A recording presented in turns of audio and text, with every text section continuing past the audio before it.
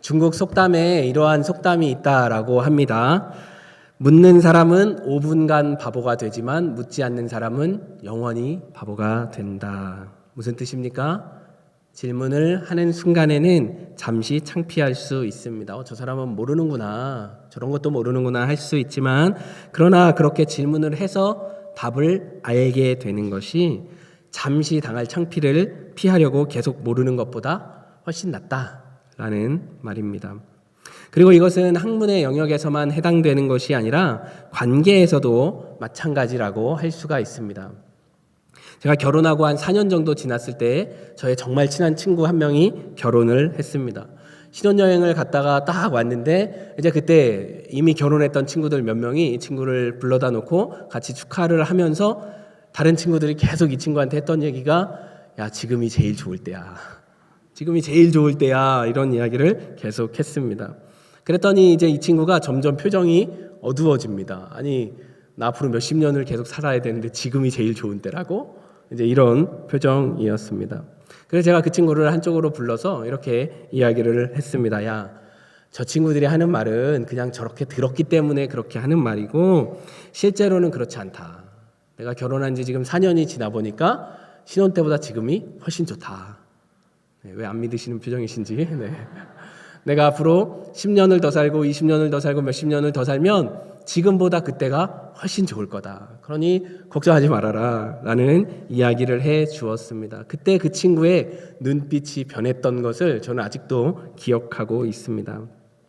그렇지 않습니까? 신혼 때에는 잘 모릅니다. 사랑하는 마음은 있지만 표현하는 방식도 서투르고 감정 표현도 서투릅니다.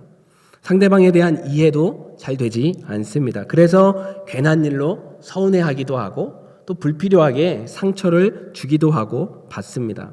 그러나 관계가 오래 지나가다 보면 이제 서로에 대해서 많이 알게 되고 그러면 그때는 웬만한 바람이 불어도 흔들리지 않습니다.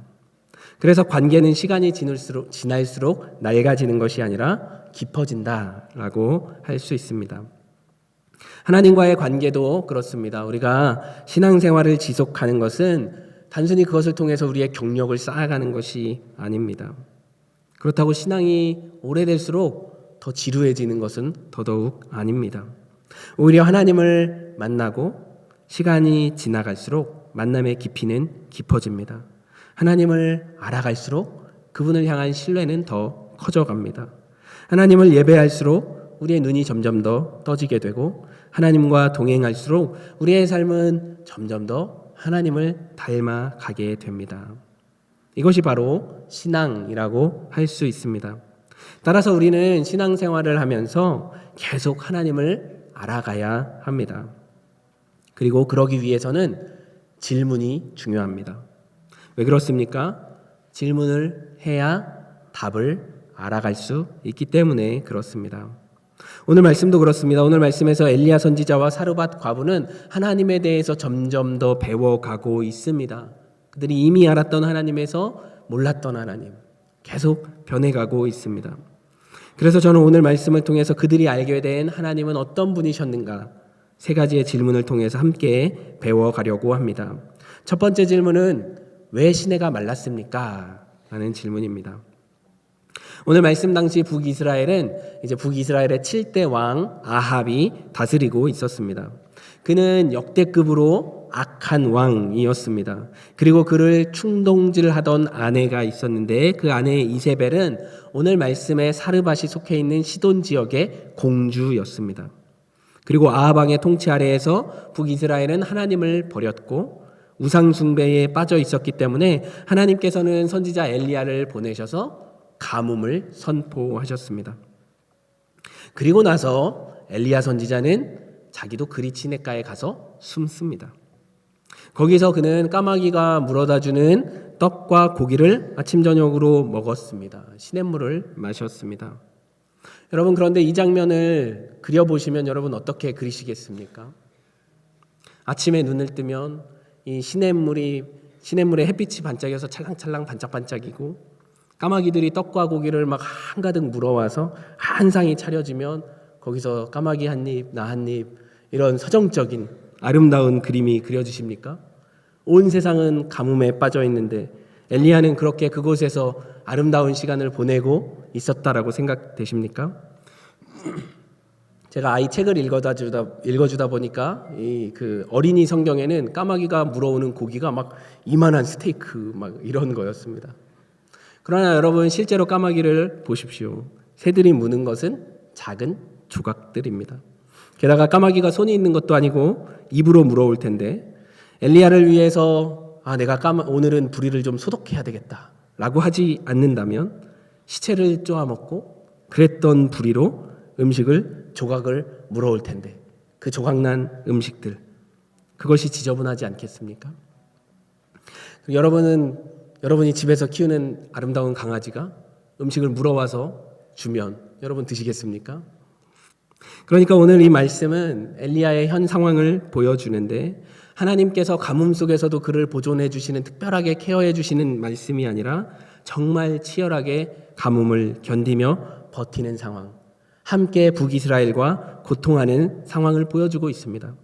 그런데 그 상황에서 7절 말씀 어떻습니까? 땅에 비가 내리지 아니하므로 얼마 후에 그 시내가 마르니라. 그러니 질문하는 것입니다. 왜 시내가 말랐습니까? 엘리야가 진짜 하나님의 사람이라면, 하나님이 보호하신다면, 그러면 다른 사람은 고난을 당할 때라도 엘리야는 안전해야 되는 것 아닙니까? 재난이 오거나 사고가 나도 그래서 다른 사람들은 병에 걸릴 수도 있고 망할 수도 있지만 하나님의 사람이라면, 하나님이 지켜주시는 사람이라면 멀쩡해야 되는 것 아닙니까? 그래야 모든 사람들이 볼 때 역시 하나님의 사람이야, 역시 하나님의 사람이야, 이렇게 되는 것 아닙니까? 그런데 하나님을 믿는 사람이 똑같이 고난당하고 똑같이 병에 걸리고 똑같이 힘들고 가난하면 그러면 뭐하러 예수를 믿어? 이렇게 생각할 수 있지 않겠습니까? 그러나 사실은 그렇지가 않습니다. 우리의 신앙은 고난을 예방하고 피하기 위해서 있는 것이 아닙니다. 우리의 신앙은 하나님을 알아가는 과정입니다. 그래서 고난을 피할 때뿐 아니라 오히려 같은 고난을 당하면서 그것을 통해 그 가운데에 일하시는 하나님을 알게 되는 것, 그래서 하나님의 능력뿐만이 아니라 그분의 사랑과 그분의 지혜와 선하심을 배워가는 것, 이것이 신앙입니다.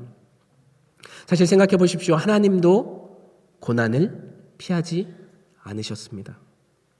오히려 우리를 위해 이 땅에 오셔서 고난당하기를 선택하셨습니다. 그런데 우리가 고난을 피하기만 한다면 어떻게 그 하나님을 알아갈 수 있겠습니까?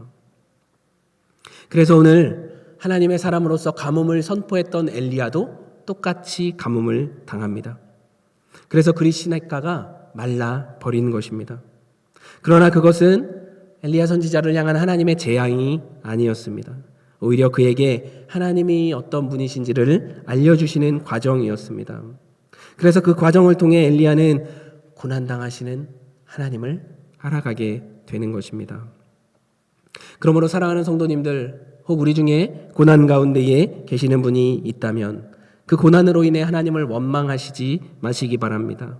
오직 그 고난을 통해 우리가, 또 고난 중에 있는 성도들이 우리를 위해 고난당하신 하나님, 그렇게 하심으로 우리를 살리신 그 하나님을 더 깊이 알아가고 그 사랑을 풍성히 배워갈 수 있는 그런 저와 여러분들 되시길 예수 그리스도의 이름으로 축원합니다. 그래서 고난을 체험하고 있는, 함께 고난당하고 있는 엘리야에게 이제 하나님은 시내가 마른 후에 다른 것을 준비해 주십니다. 9절 말씀입니다. 너는 일어나 시돈에 속한 사르밧으로 가서 거기 머물라. 내가 그곳 과부에게 명령하여 내게 음식을 주게 하였느니라. 우리는 이 뒤에 말씀까지 다 읽었지만 이 뒤에 말씀을 생각하지 않고 9절 말씀만 보면서, 여러분 이 말씀을 보면 과부는 어떤 사람이겠습니까? 저 같으면 이제 당시에 과부라고 하는 것은 어려운 사람들의 대명사이기도 했지만 간혹가다 과부들 중에는 남편이 아주 잘 살았는데 이제 먼저 죽으면서 그 아들에게 모든 재산을 물려주었고 그 아들을 키우는 과부는 풍족하게 살아가는 경우가 있었습니다. 그러니 저는 이 9절 말씀만 본다면 하나님께서 이스라엘도 아니고 굳이 저기 있는 시돈 땅에까지 가서 과부를 선택하셨다면 그 과부는 가뭄이 한 10년이 와도 끄떡이 없을 정도로 잘 사는 그런 과부. 이 가뭄 중에 이스라엘에서는 엘리야를 먹일 수 있는 과부가 없지만 그 시돈 땅에 있는 그 과부만큼은 충분히 먹일 수 있으니까 그 과부에게 보내셨구나라고 상상할 것 같습니다. 그런데 엘리야가 그곳에 가서 만나보니까 그 과부는 어떻습니까? 12절 말씀입니다. 그가 이르되, 과부의 말입니다. 당신의 하나님 여호와께서 살아계심을 두고 맹세하노니 나는 떡이 없고 다만 통에 가루 한 움큼과 병에 기름 조금 뿐이라. 내가 나뭇가지 둘을 주워다가 나와 내 아들을 위하여 음식을 만들어 먹고 그 후에는 죽으리라. 여인은 정말 가진 것이 없는 찢어지게 가난한, 자기와 정말 사랑하는 아들의 입에 풀칠할 수도 없는 그런 과부였습니다. 그러면 질문합니다. 왜 가난한 과부입니까? 아니, 하나님 부자가 없었습니까? 부자는 안 됩니까? 왜 하필 떡을 달라고 하기 너무나 민망한, 그런 너무나 얹혀 살기 어려운 그런 과부입니까? 그런데 말씀을 읽어보시면 바로 그런 곳에서도 하나님은 살게 하실 수 있기 때문입니다. 그래서 엘리야는 정말 파렴치하게 마지막 남은 가루와 기름을 가지고 만드는 그 마지막 떡, 그것을 먹어야 그나마 과부와 아들이 며칠을 더 살 수 있는 그 마지막 생명, 그것을 나에게 가져와라 라고 이야기를 합니다. 그러면서 하나님의 약속의 말씀을 줍니다. 나에게 주면 그것이 끝이 아니야. 그리고 나서 어떻게 됩니까? 우리 15절과 16절 말씀 함께 읽도록 하겠습니다. 시작.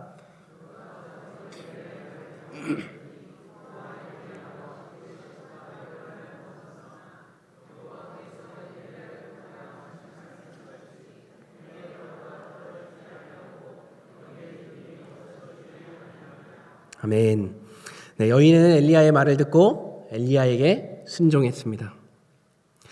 어차피 죽을 거 에라 모르겠다 이런 마음으로 순종을 했을 수도 있습니다. 아니면 마음에 어떤 감동이 왔을 수도 있습니다. 중요한 것은 여인은 순종했습니다. 사실 너무나 어려운 순종입니다. 자기뿐만이 아니라 정말 자기 아들의 목숨까지 걸려있는 마지막 떡, 마지막 생명이었습니다. 그런데 그것을 포기했다라는 것입니다. 그러나 여인은 자신의 생명과 아들의 생명을 걸었다, 말씀에 걸었다라는 것입니다. 어쩌면 정말 살 길이 안 보이니까 그래 어차피 이거 먹고 며칠 더 사느니 차라리 오래 살 수 있다니까 이 가능성에 투자를 해보자라는 도박 같은 마음이었을 수도 있습니다. 그러나 여러분, 이것이 바로 신앙입니다. 세상 모든 사람은 사실 오늘 이 본문의 여인, 과부와 같습니다. 우리가 가진 것은 통의 가루와 병의 기름뿐입니다. 다만 여인보다 종류가 많을 수 있고 또 양이 많을 수 있어서 우리는 며칠, 몇 달, 몇 년, 몇십 년을 그것을 가지고 더 살 수 있습니다. 그러나 그것은 생명의 연장만 가능할 뿐 언젠가 다 떨어지고 우리는 그것으로 영원히 살 수가 없습니다. 따라서 가지고 있는 통의 가루와 병의 기름이 얼마이든지 그것을 포기하고 하나님의 말씀을 붙잡는 것, 이것이 신앙이지 않습니까?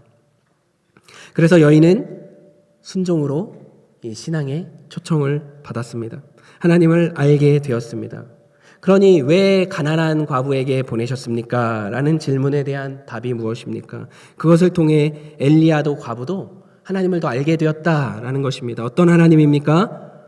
부자를 만나게 하셔야지만 가뭄에서 견디게 하시는 분이 아니라 아무것도 없는 가난한 여인에게 보내셔도 살릴 수 있는 분이 하나님이시다라는 것입니다.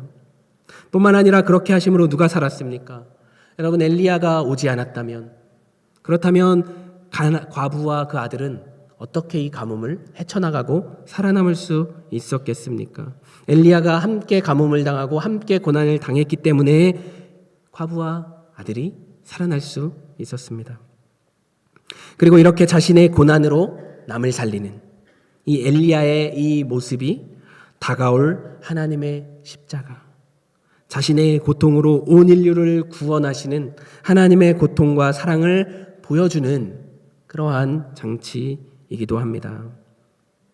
따라서 때때로 하나님께서 우리에게 허락하시는 고난과 아픔, 질병과 고통, 또 때로는 재난에서 우리를 지켜주시지 않으시는 그러한 것은 나로 하여금 먼저 우리를 위해 고통당하신 하나님을 알게 하고 또 더 나아가 다른 사람을 살리는 일에 나를 쓰시기 위함이라는 것을 믿으시는 그런 저와 여러분들 되시길 예수 그리스도의 이름으로 축원합니다.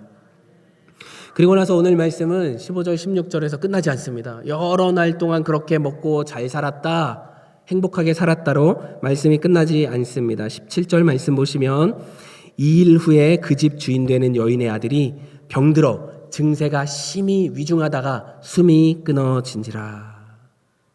가난과 기근에서 보호하신 하나님이 그 아들이 병들어 죽는 것을 놔두십니다. 그리고 그 여인은 18절에 이렇게 반응합니다. 여인이 엘리야에게 이르되 하나님의 사람이여 당신이 나와 더불어 무슨 상관이 있기로 내 죄를 생각나게 하고 또 내 아들을 죽게 하려고 내게 오셨나이까. 이 말이 무슨 말입니까? 여기서 내 죄를 생각나게 하고 라고 하는데 여기서 이 죄라는 히브리어 단어는 특별히 어떤 죄냐면 신학적인 측면에서의 죄입니다.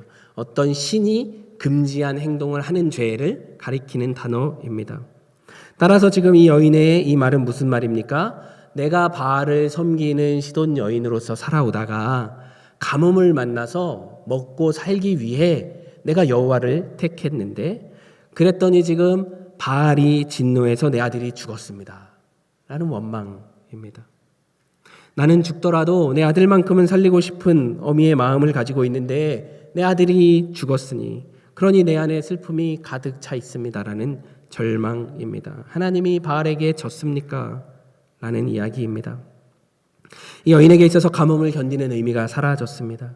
그런데 이 일을 만났을 때 엘리야는 어떻게 합니까? 엘리야는 이 아이를 데리고 자기 방으로 가서 부르짖어 기도합니다. 20절과 21절 말씀입니다. 여호와께 부르짖어 이르되 내 하나님 여호와여 주께서 또 내가 우거하는 집 과부에게 재앙을 내리사 그 아들이 죽게 하셨나이까 하고 그 아이 위에 몸을 3번 펴서 엎드리고 여호와께 부르짖어 이르되 내 하나님 여호와여 원하건대 이 아이의 혼으로 그의 몸에 돌아오게 하옵소서 하니. 20절 말씀에 보시면 또라는 표현이 있습니다. 여기서 또라는 이 단어는 전에 또 과부의 아들이 죽었다라는 이야기가 아닙니다. 이 단어가 가지고 있는 뜻은 결국, 기어이 이러한 뜻을 가지고 있습니다. 즉 이 말씀은 엘리야가 이미 그 아들이 병들어서 죽어가고 있을 때, 병들어서 점점 죽어가고 있을 때부터 기도했다라는 것입니다. 그런데 결국 그렇게 기도했는데 결국 그 아이가 죽었다라는 그런 허탈한 마음, 절망이 들어있는 것입니다. 우리도 기도하다가 이런 일들을 경험할 때가 있습니다. 그때 우리는 아니 그렇게 열심히 기도했는데 내가 있는 곳에 이렇게 재앙이 오면, 내가 이렇게 고난을 당하면 내가 어떻게 살아갑니까? 어떻게 복음을 전합니까? 이런 의문을 갖게 되지 않습니까? 엘리야도 그렇습니다. 지금까지 가뭄 중에도 기적적으로 먹고 살게 해주셨기 때문에 그래서 과부 아들이 하나님을 믿게 되었는데 이 아들이 죽었으니 이제 이 과부가 어떻게 하나님을 믿겠습니까? 그러한 실망 속에 간절히 부르짖고 있습니다. 21절에서 엘리야는 아이의 몸 위에 자신을 3번 펴서 엎드립니다.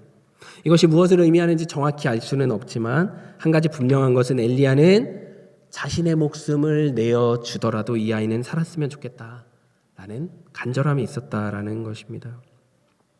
그리고 그는 그렇게 간절하게 하나님께 간구합니다. 이 아이를 다시 살려주십시오. 기도합니다. 그리고 22절 말씀입니다. 우리 함께 22절 말씀 읽습니다. 시작.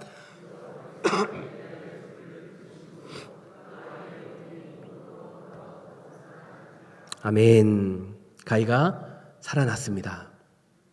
그러면 질문해야 합니다. 왜 다시 살릴 것이면서 이 아들을 죽게 했습니까? 이것이 우리가 고난이나 절망 속에서 또는 그것이 회복된 후에 반드시 물어야 하는 질문입니다. 왜 하나님은 그리 시냇가를 말리셨습니까? 왜 부자 과부가 아니라 찢어지게 가난한 과부에게 보내셨습니까? 왜 과부의 아들이 살 수 있게 하시다가 죽게 하셨습니까? 다시 살리실 것이면서. 그리고 그 대답을 통해 우리는 하나님을 더 알아가게 됩니다. 따라서 이러한 질문은 우리 신앙생활에 반드시 필요합니다. 우리는 이미 앞에 질문들에 대해 답을 했습니다. 왜 시냇가를 마르게 하셨습니까?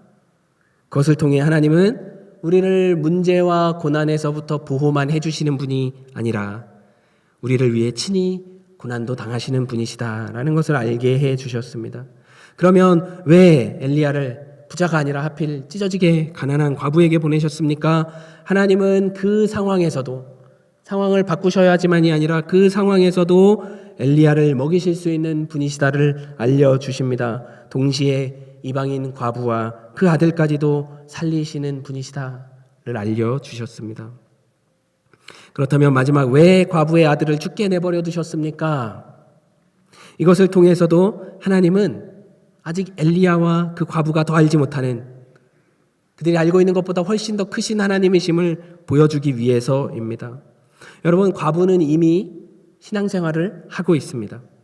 하나님의 말씀을 믿고 순종해서 자기의 마지막 음식을 내어주었고 그로 인해 매일 하나님이 주신 은혜로 먹고 살고 있습니다. 물론 어떤 분은 이 말씀을 보시면서 아니 하나님 좀 통 크게 과감하게 한 번에 통의 가루와 병의 기름이 몇백 배가 돼서 좀 넉넉하게 살 수 있게 해주시면 안 됩니까? 라고 생각할 수 있지만 그렇지 않습니다. 한 번에 왕창 받은 후에 하나님 없이 사는 것보다 매일 하나님만 의지하며 사는 것이 신앙입니다. 그래서 굉장히 아이러니하게 북이스라엘 백성들은 바알을 섬기며 기근 속에 헤매고 있는데 바알의 나라 시돈 지역 사르밧에 사는 이방 여인 과부는 오히려 하나님의 말씀을 따라 매일 은혜로 살아가고 있었습니다. 그런데 이것만으로도 좋지만 사실 우리의 신앙이 여기서 멈추면 안 됩니다. 하나님의 은혜를 받아서 내가 매일 먹고 사는 것, 하나님의 은혜를 받아서 내가 더 잘 먹고 더 잘 살게 되는 것, 이것이 우리가 추구하는 바가 아닙니다. 우리는 어떻게 되든지 하나님을 더 알아가야 하기 때문입니다. 그래서 하나님은 엘리야를 보내셔서 이 여인이 신앙생활을 시작하게 하셨다면 이번에는 여인의 아들이 병에 걸렸을 때에 치료하지 않으심으로 이 여인을 또 다른 경험으로 초대하고 계십니다. 그것이 무엇입니까? 그녀에게 하나님을 알려주십니다. 먹어서 생명을 유지하게 하시는 하나님이 아니라 이제는 생명 자체를 주관하시는 하나님이시라는 것을, 그래서 죽은 자도 살리시는 분이심을 알려주고 계시는 것입니다.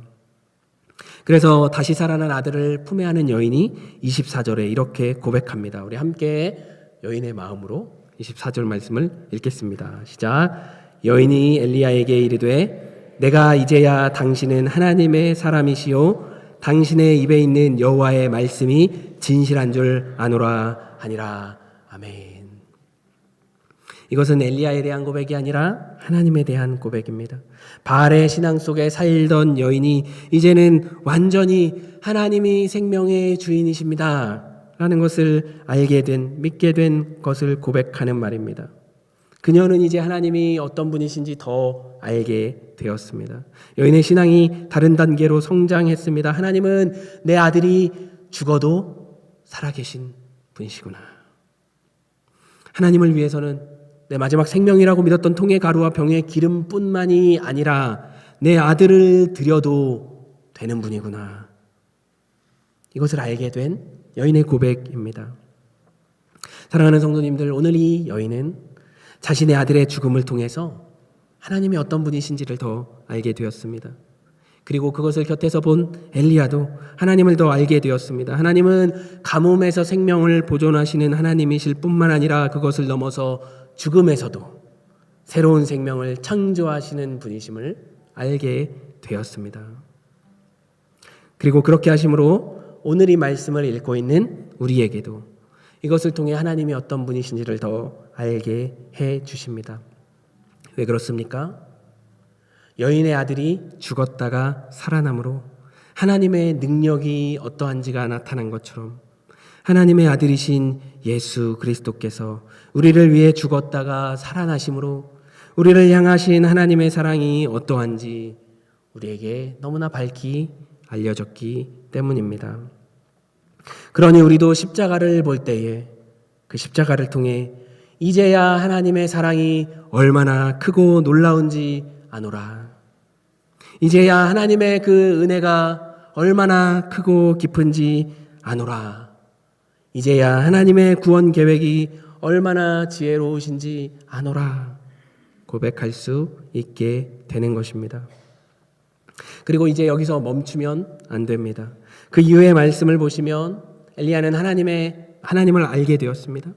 시돈 여인의 변화를 보았습니다. 그래서 그 믿음을 가지고 이제 가뭄을 끝내러 이스라엘로 돌아갑니다. 18장에 보시면 갈멜산에서 이제 제단에 하나님의 불이 내려왔습니다. 하늘에서 큰 비가 내려와 가뭄이 해결되었습니다. 그러니 엘리야의 마음에는 사르밧 과부가 죽었다 살아난 아들을 보며 이제야 하나님을 아노라 했던 것처럼 북이스라엘 모든 백성들이 또 아합 왕이 이세벨이 이제야 하나님이 진실하심을 아노라 고백할 거라 기대했습니다. 그러나 그 후에 어떻게 됩니까? 아합에게도 이스라엘 백성에게도 아무런 변화가 없었습니다. 오히려 이세벨이 기세 등등하여 그에게 협박하였습니다. 그러자 엘리야는 실망하여 19장에 보시면 도망쳐 죽음을 구하게 되었습니다. 무엇이 잘못되었습니까? 엘리야가 하나님께 묻지 않았습니다. 이미 왜 시내를 마르게 하셨는지, 왜 가난한 과부에게 보내셨는지, 왜 그 집의 아들이 죽게 내버려 두셨는지 모두가 자신의 기대와 달랐지만 그때마다 하나님에게는 하나님의 답이 있지 않았습니까? 그것을 통해 그는 하나님을 더 알아가게 되지 않았습니까? 그렇다면 또다시 변화없는 이스라엘을 보며 변화없는 아합 왕을 이세벨을 보며 하나님께 질문해야 하는데 그는 질문하지 않았습니다. 그러니 사랑하는 성도님들, 우리가 배워야 하는 것은 하나님이 어떤 분이시다. 이러한 지금의 정답이 아닙니다. 내가 가지고 있는 이 문제의 정답이 아닙니다. 우리가 배워야 하는 것은 끊임없이 질문함으로 우리는 하나님을 더 알아가고 배워갈 수 있다라는 것입니다. 그래야 또 다른 형태의 고난이 찾아오고 또다시 내 기대가 무너졌을 때에 우리는 거기서 실망과 좌절이 아니라 또다시 더 크신 하나님께서 나를 통해 이제야 아노라 고백하게 하시려고 나에게 이것을 허락하시는구나라는 것을 알게 되기 때문입니다. 그러므로 하나님께 질문하는 신앙을 통해 모든 상황 속에서 하나님을 더욱 알아가시는 저와 여러분들 되시길 예수 그리스도의 이름으로 축원합니다. 말씀을 정리합니다. 가뭄의 시대에도 하나님은 일하고 계셨습니다. 그것처럼 우리의 고난 중에도 하나님은 일하고 계십니다. 그리고 우리는 고난을 통해 질문을 통해 그런 하나님을 더 알아가는 자로 부름을 받았습니다. 그러므로 마주하는 어려움 속에서 하나님이 어떤 분이신지를 더 알아가실 수 있는, 그래서 날마다 하나님을 더 알아가고 닮아가시는 저와 여러분들 되시길 예수 그리스도의 이름으로 축원합니다. 또한 엘리야를 통해서 오늘 이방 여인이 하나님을 이제야 아노라 고백하게 된 것처럼 우리를 통해 우리의 자녀들이 또 우리의 이웃들이 내가 하나님이 어떤 분이신지 이제야 아노라, 내가 당신을 보니 하나님의 말씀이 진실한지 이제야 아노라 고백하는 은혜가 충만한 저와 여러분들의 삶이 되시길 예수 그리스도의 이름으로 축원합니다.